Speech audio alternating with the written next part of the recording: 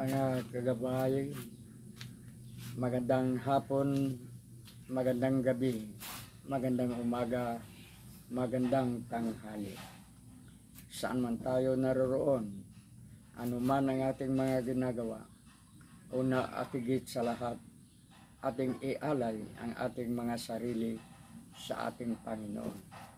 Sa loob lamang ng ilang mga sandali, ating damhin ang presensya ng Diyos. Sumasa atin ang pagpapala, ang biyaya, ang pag-ibig, at ang kapayapaan ng Ama, ng Anak, at ng Espiritu Santo, na bubuhay at naghahari, iisang Diyos, magpasawalang hanggan. Mga kagabay, lahat tayo nagnanais na uunlad, na aasinso. Sabi nga, Arya Asinso Gabay. Kailangan natin ba bawat isa sa atin? Kaya tayo ay pinagkalooban ng Diyos ng paraan upang tayo ay asinso o upang tayo ay madapa. At yan ay ang ating mga trabaho, ang ating mga hanap buhay. Kaya mga kagabay, mahalin ang anumang hanap buhay, mahalin ang anumang trabaho na ipinagkakaloob sa atin ng Diyos, sapagkat Diyos ang nagkaloob sa atin, Diyos ang nagbibigay sa atin para sa ating pag-uunlad, para sa ating kaunlaran, para sa ating pag-asinso. Alam nyo, sa panahon ito, higit na marami ang mahirap. Higit na marami. Patayin mo man ang sarili mo sa paghanap buhay, kulang pa nga sa pagkain, kung may mga anak pa tayo pinapaaral, hirap na hirap tayo.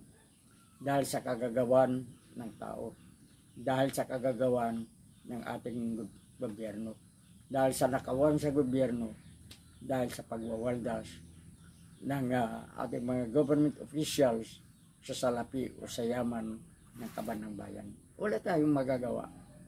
Ngunit isa lamang ang dapat. Anuman ang ating magiging trabaho, pagbutihin natin, mahalin natin, alagaan natin, sapagkat nasa mabuting pag-alaga ang pag-ani ng kabutihan. Kung ano ang ating itinatanim o itatanim, siya ang ating aanihin pagdating ng araw. Yan ang dapat natin tandaan. O ito ang dapat natin tandaan. Alam niyo mga kagabay, dapat natin magiging inspirasyon ang buhay ni Russell Sage, isang Amerikano na ipinanganak na talagang mahirap. Kaya itong si Sage nagsumikap. Bata pa, determinadong mag-asinso. Determinadong angat ang kanyang buhay. Ang daming balakid na nangyari sa buhay ni Russell Sage. At siya ay nagsimula by and seal. At sa kanyang pagsusubikap, sa kanyang sipag at tiyaga, nagkaroon siya sa edad na 20 years old, nagkaroon siya ng isang tindahan. At dito ibinuhos niya ang kanyang kaalaman, ang kanyang sipag, ang kanyang determinasyon. Unti-unting nagkaroon ng sangay ang kanyang mga negosyo hanggat sa siya ay nakilala sa buong mundo na isa sa pinakamayaman. Hindi ko alam mga kagabay kung nabasa ninyo ang talambuhay ni Russell Sage. At ito nga ang nagiging inspirasyon ng inyong kagabay. Nang tayo ay itinayo natin ang ating hanap buhay na sa ngayon hindi naman tayo yumaman, hindi naman tayo nasa itaas, pero at least nakasurvive tayo, nabubuhay tayo ng malinis at marangal. Nagiging inspirasyon natin si Russell Sage, sapagkat ang pagsusumikap, ang pagsakripisyo ay hindi naman para sa iba, para sa ating sarili. Tayo, ang unang ani ng bunga ng ating effort, ng ating mga pagtatyaga, ng ating kasipagan, ng ating determinasyon. Huwag tayong madaling mawalan ng pag-asa. Huwag tayong agad mag-isip na marating ang itaas. Kailangan makita natin ang simula. Siguro kayabangan ng inyong kagabay kung isasalaysay natin kahit kakunti kung paano natin naipundar at naitayo ang isang maliit na pahayagan. Ang isang pahayagan na hindi naman gaanong kilala, pero malinis ang ating pamamaraan. Ika nga, sabi nga ng inyong kagabay, ang pahayagan na yan ay bunga ng dugo, pawis at luha. Pagpagsabay mo dugo, pawis at luha, ang ibig sabihin, puro kahirapan, puro problema, puro pagdurusa.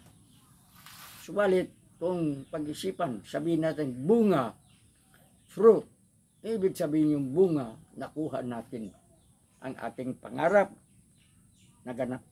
nagampanan natin ang ating tungkulin, at nagiging hindi man lubusan ang ating tagumpay, kahit paano nariyan.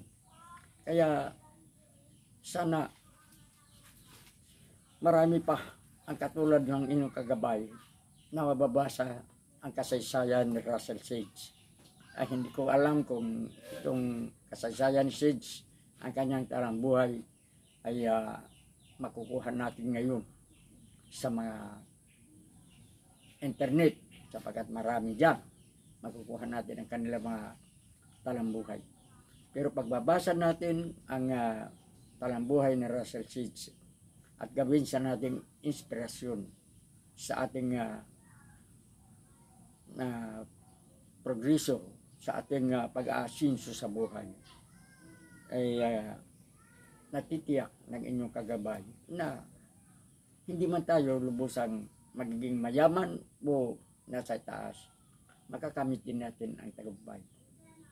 Napakaganda ng isang tagumpay na bunga ng luha, pawis at dugo. Ito, maaaring marami ang hindi nakakaunawa nito, at sa mga panahon ito marami ang madaling nadi-discourage, nawawalan ng pag-asa. Lalong-lalong na itong paglaganap ng teknolohiya. Inaabuso ng marami ang tinatawag na technology. Inaabuso natin ito. Gusto natin magsimula tayo ngayon, aasenso na tayo bukas. Gusto natin na ngayon na makuha natin ang ating ninanais. Kailangan natin napakatamis ng bunga ng pagsusumikap, ng sakripisyo, at higit sa lahat ng pananalig sa Panginoon. Nagiging gabay natin ang maraming mga katulad ni Sage. Subalit nang nabasa natin ang talambuhay ni Sage, doon natin ibinubuhos ang ating pagsusumikap sa pamamaraan ni Sage. Bagamat hindi natin nakamit na katulad ni Sage, hindi tayo nagiging milyonaryo. Pero kahit papano, nandyan tayo.